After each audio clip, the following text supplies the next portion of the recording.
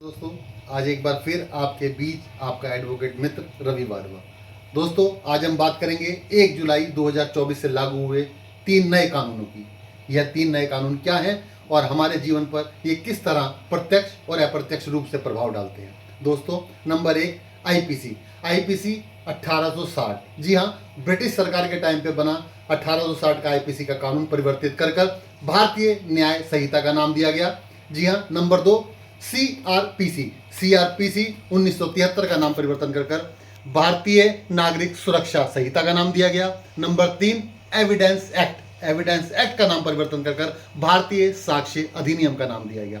दोस्तों, पहले एक्ट के अनुसार, आईपीसी के अनुसार कुल 511 धाराएं थी, जिन्हें कम कर नए कानून में 356 धाराओं में परिवर्तित किया गया है। ऐसा क्यों किया गया, इतनी धाराएं क्यों कम की गई, इसके पीछे भी एक रीजन है। रीजन क्या है कि कुछ धाराएं जिनकी आवश्यकता थी ही नहीं और कुछ धाराएं ऐसी थी जो मिलती जुलती थी, जिन्हें सेम कर दिया गया है। अब हम बात करेंगे इसके बाद किन किन धाराओं में परिवर्तन हुआ। ऐसे तो लगभग सारी ही धाराओं में परिवर्तन हुआ है। जैसे हत्या की धारा 302 के स्थान पर 103 कर दी गई है। हत्या के प्रयास की धारा 307 के स्थान पर 109 कर दी गई है।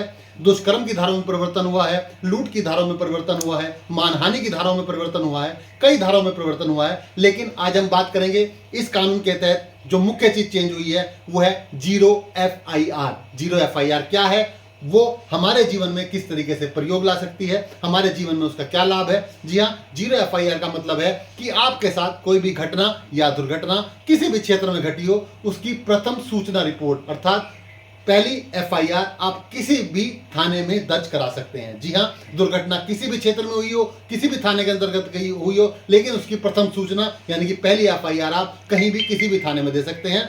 उसके बाद ये एफआईआर 15 दिन के अंदर अंदर संबंधित थाने में ट्रांसफर हो जाएगी जिस थाने के अंतर्गत ये दुर्घटना हुई है। दोस्तों, मैं कानून की जानकारी समय समय पर आपको देता रहूंगा। बस आपसे ये रिक्वेस्ट है, मेरे चैनल को लाइक और सब्सक्राइब करते रहें। जय श्री राम।